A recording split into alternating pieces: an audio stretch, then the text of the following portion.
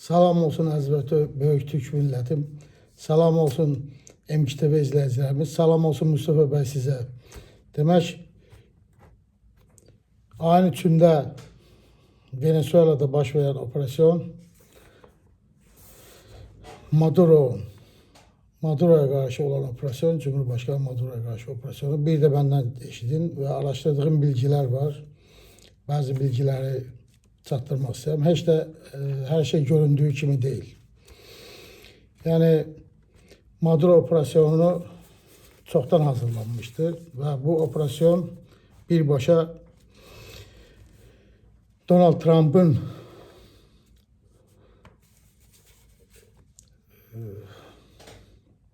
bu diktatoru çevrilmək planı əslində 1823-cü il Monroe doktrininin incələnməklə, yəni bu o deməkdir ki, Amerika qitəsində heç bir yabancı gücün yol verilməməsinə, yer verilməməsinə hesablanmışdır.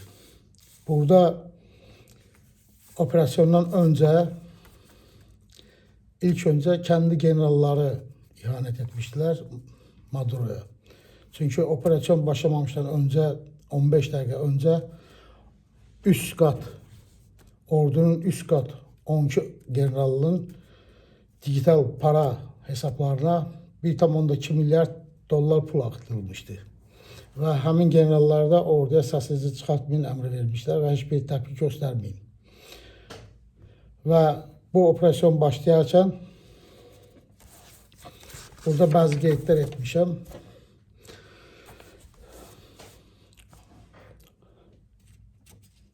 Bu generallarla birlikdə Maduro Amerika'dan önce kendi generallarına ihanet etmişti. Bu operasyon sadece bir diktatora karşı değildi. Avrasya, kara para akıntısının dayanması, gizli bank hesapları ve İran, Çin, Rusya tankerlerinin gizli hem petrol taşımaları ve hem de İran üzerinden gizli tankerlerde füzələrin Venezuela daşımaq və yerləşdirilməsiydi. Sual rolunda buradakı nəyə görə Venezuelada S-400'lər, Rusiyanın hava savunma S-400'ləri, bu uçan təyyarələri, helikopterləri niyə durduranmadı, görmədi? Bu Amerikan şirkəti NSA elektron hərb silahları var ki, bunlar virüs yüklədilər və ani bir saniyə ərzində də bütün sistem pozuldu və baş şəhərində olan Karakaskanın elektrik enerjisi kəsilərək saniyələr içində Delta Force özel hərəkətləri operasyona başladılar. Və yatağından da bu Maduro'nu və eşini də götürüb apardılar. Burada Maduro'nun götürülərkən ələ keçirilən gizli belgeler vardı, sənədlər var idi və bu da çox əsas da İran, Rusya və Çinə çox böyük bir zərbə vurdu. Bunun qarşılığı olaraq Rusya Arktikada şimal bölgəsində, şimal dənizində qırmızı alarm verdi və Rusiyanın Atlantik okeanda yeraltı, yəni sualtı gəmilərinin müəyyən kabloları var ki, Amerikanın ora virüslər yüklənməsinin incələnməsinin qarşısını aldı və bu bilgini bildi və Qaradənizdə də son olaylar olmaqları, Rus gəmilərinin vurulması və Rusların da buna görə Amerikanları Avropanın doğusuna çəkmək fikirləri, hamısı bunlara hesablanmış bir şeydi. Kölgə bankacılıq sisteminin İran devrim mühafizlərinin Karakas üzərindən yüklədikləri 50 milyard dollarların kara parası operasyonları Orta Doğuda vəkil savaşlarının çıxardılmasının qarşısı alındı. Çinin 60 milyard bir versiyada da 63 milyard dolları Venezuela'dan para alacağı var idi və o para alacağının əsasında Çin dəniz qüvvələrinin, hərbi dəniz qüvvələrinin inşasına başlamışdı. Bunun da qarşısı alındı. Bu elə bir operasyon oldu ki, mən deyərdim ki, 50 illik dünya siyaseti dengelerini darmadağın etdi və Çinlə Rusya şah və mat, Şəhtar Oğuzunda şah və mat şah və mat edildi. Bu artıq dəngələri tam dəyişdi və burada da Venezuelada ələ keçirilən, torpaqlarında ələ keçirilən 303 milyard barel neftin Amerikanın əlinə keçməsidir. Bu da Amerikanın Ərəb ölkələrindən neft asıllarından azad olmasıdır və gələcəkdə, yaxın gələcəkdə ola bilsin ki, petrolun 150 dollara bir bareli qaldırılsın. Və bu da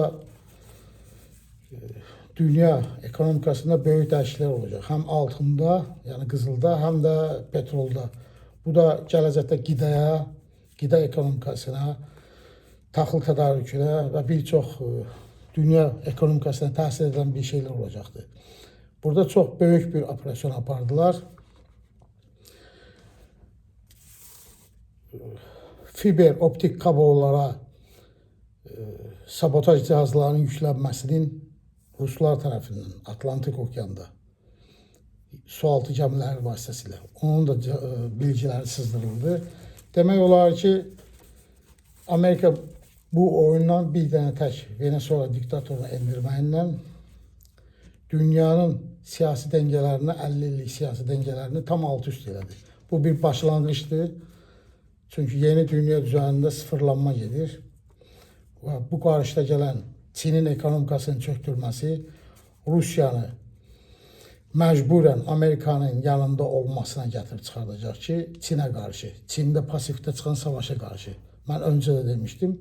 Və bu İranın içinin qarışdırılması və burada bir olaylar da var. Maduro götürülərkən Venezuela televiziyasında İsa Peyğəmbərlə Maduro'nun yan-yana şəkil qoyulması və ilahi qurban, yəni ilahi qədər verilməsi həmin anlarda öncədən. Xalqın buna bir psixoloji hərb deyirlər. Sokaklara tökülməsin saxlamışdı. Çünki Maduro'nu qoruyan 4,5 milyona yaxın milis gücləri var idi. Bunların heç birinə bir ateş açdı, nə də bir hərəkət etdi. Bu da içərdən olan xəyanət idi. Və buradan da həm də Amerika bir mesaj verdi ki, dünyada heç bir dövlət liderləri güvəndə deyil. Yəni istədiyimiz an, istədiyimiz yerdə və istədiyimiz vaxtda hər kəsi endirərik, hər kəsi də vurarıq. Ya hər kəsi də götürərik. Və bugündən də dünya siyasətində yeni bir dəngə başladı. Hər kəs öz güvənini qorusun. Yəni kimsə güvəndə deyil. Nə uçaqlarda güvəndə deyil, nə oturduğu yerdə. Bu da artıq Amerikanın yenidən dünya üzərinə hegemonluğunu ələ almağını göstərir.